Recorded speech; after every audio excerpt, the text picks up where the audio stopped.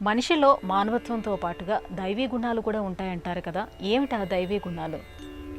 అభయం సత్వ సంశుద్ధి, ధ్యాన యోగ వ్యవస్థితి, దానం దమశ్చ యజ్ఞశ్చ, స్వాధ్యాయస్తపార్జవం, అహింసా సత్యమక్రోధః, త్యాగాచ్ఛాంతిరపైషునం, దయాభూతేష్వలోలుప్త్వం, మార్ద్రవం హ్రీరచాపలం, తేజక్షమా ధృతి శౌచం, అద్రోహో న అతిమానితా, భవంతి సంపదం దైవీం అభిజాతోసి భారత అంటూ భగవద్గీత దైవాసుర సంపద్ విభాగ యోగంలో 26 దైవీ లక్షణాలను కృష్ణుడు అర్జునుడికి తెలియజేశాడు. వాటిల్లో కొన్నైనా మనం ఆపాదించుకొని ఆచరించగలిగితే, మనలో ఉన్న ఆ దైవీ గుణములను పెంపొందించుకోగలిగితే జీవితం అద్భుతంగా ఉంటుంది. మొట్టమొదటి లక్షణం అభయం. ప్రతిదానికి భయమే. భోగే రోగ భయం, కులే చ్యుతి భయం, విత్తే నృపాల భయం, మాన్యే దైన భయం.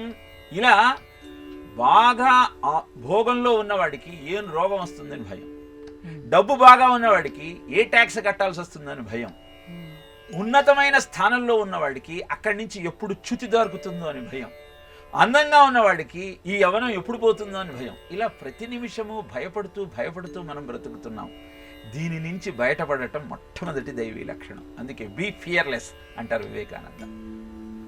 సత్వ సంశుద్ధి, అంతఃకరణను శుద్ధంగా ఉంచుకోవాలి. ధ్యానయోగ వ్యవస్థితి, దానం. నువ్వు సంపాదించిన ధనాన్ని దానం భోగంచ నాశంచ ధనస్య గతిరీదృషి అని చెబుతుంది దేవి భాగవతం. మొట్టమొదట దానం చేయటం వల్ల ఇప్పుడు ఆనందంగా ఉన్న నీ స్థితి మళ్ళీ వచ్చే జన్మలో కూడా ఆనందంగా ఉండాలి అంటే ఇప్పుడు ఎవరికైనా ఏమైనా ఇచ్చే ప్రయత్నం చేయి. అదాన దోషేణ భవే దరిద్ర, దరిద్ర దోషేణ కరోతి పాపం, పాపాత్ అవశ్యం ప్రవశంతి నరకం, పునర్దరిద్రం పునరోపి నరకం. నరకానికి వెళ్ళటానికి కారణమే ఏనాడు ఎవరికి ఒక్క రూపాయి కూడా నువ్వు దానం చెయ్యకపోతే అది నీ దరిద్రానికి, తద్వారా నీ నరకానికి కారణమవుతుంది. అందుకే చిన్నపిల్లలకి చిన్నతనం నుంచి రూపాయి ఇచ్చే దాచుకుంటే ఏమవుతుంది, పెద్ద పెరిగిన తర్వాత తల్లిదండ్రులకు కూడా ఆహారం పెట్టడానికి ధనం అవసరమైతే ఖర్చు చేయాల్సి వస్తుందన్న బాధ వాడిలో పెరుగుతుంది.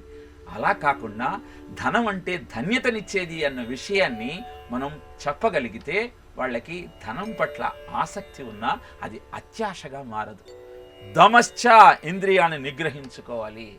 దానం దమశ్చ, యజ్ఞశ్చ, స్వాధ్యాయ తపః. స్వాధ్యాయం అద్భుతమైన పురాణాలన్నీ చదవటం, తపస్సు ఇంద్రియాలన్నింటి అంతర్ముఖం చేసుకొని, అహింస మన వాక్కు కాయాలతో ఎవ్వరికి హింసను తలపెట్టకుండా ఉంటుంది, సత్యమే మాట్లాడటం, అక్రోధం క్రోధం దగ్గరికి రానిక ఉండదు, నా అతిమానిత నీ గురించి ఎక్కువగా నువ్వు చెప్పుకోకుండా ఉండటం, హ్రీహి అంటే ధర్మ విరుద్ధమైన పనులు చేసేటప్పుడు సిగ్గుపడటం, అలాంటివి చేయకూడదు అన్న ఆలోచన కలగటం. ఇలా అద్భుతమైన 26 లక్షణాల యొక్క వివరణ దైవాసుర సంపత్ విభాగ యోగంలో మనకు తెలియజేయటం జరిగింది. కనుక వాటిల్లో కొన్నైనా మనం ఆచరించే ప్రయత్నం చేద్దాం. అద్భుతమైన జీవనానికి సోపానాలు నిర్మించుకునే ప్రయత్నం చేద్దాం.